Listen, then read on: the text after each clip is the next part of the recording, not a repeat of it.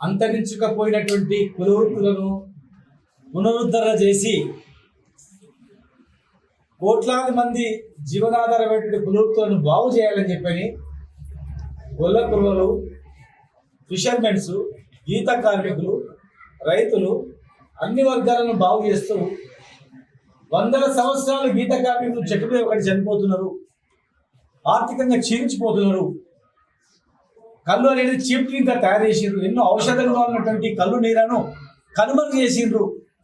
రాజకీయ కక్షతో చేసిందని కేసీఆర్ గారు ఆలోచన చేసి, శ్రీనివాస్ గౌడ్ మీ కులవృత్తిని కాపాడుకో అంటే మేము ఆ జాతికి ఉన్నటువంటి నీరాం అమృతం లాంటిది, అది సురాపానం.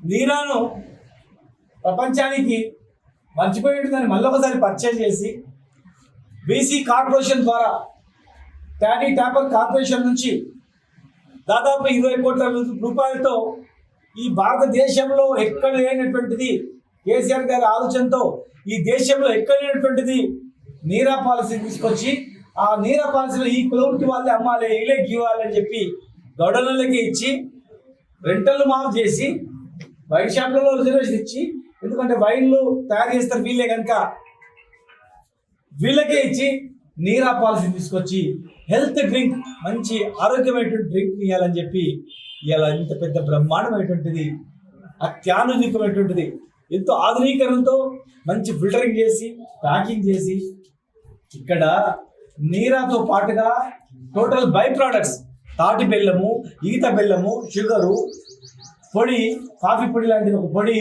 తర్వాత అన్ని కులవృత్తులకు సంబంధించినటువంటి ఇక్కడ ప్రదర్శనలు, చేపలది కావచ్చు, మటన్ది కావచ్చు, సకిలాలు కావచ్చు, వెజిటేబుల్స్ సంబంధించినటువంటివి, ఫుడ్, సాంప్రదాయ ఫుడ్ ఇవ్వాలని చెప్పి ఇక్కడ మేము ఏర్పాటు చేస్తే ఇవాళ దీన్ని ప్రైవేట్ పరం చేసి టోటల్గా ప్రైవేట్ కాంట్రాక్టర్కు ఎవరు శంకర్ రెడ్డి అంట ఆయనకి ఇచ్చేసి టోటల్గా ఇది చాట్ బాండర్ లాగా చేసిండ్రు.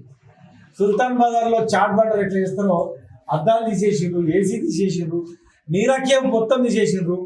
తాటి చెట్లను తయారు చేయించి తాటి చెట్లు ఎక్కడానికి మనుషులను పెడితే ఒక్కొక్కటి 6 మనుషులను తొలగించి ఒకటి పెట్టిరు. అది కూడా రేపు ఒకటి తీస్తారంట. ప్రైవేట్ కాంట్రాక్టర్కి ఇచ్చి ఇలా గౌడనల ఆత్మగౌరవాన్ని దెబ్బతీసి గుండెల మీద తన్నినట్ల పని ఉంది ఈరోజు. ఎందుకంటే మేము ప్రపంచ దేశాల్లో ఎక్కడ వేరే దేశం పోయినప్పుడు కూడా తెలంగాణలో నీరా పాలు తీసుకొచ్చినాం, నీరా బ్రహ్మాండం ఉందని చెప్పి ఇక్కడ నుంచి అమెరికా వైటర్లు కూడా ఈ నీరా తీసుకొని పోయిన సందర్భాలు ఉన్నాయి.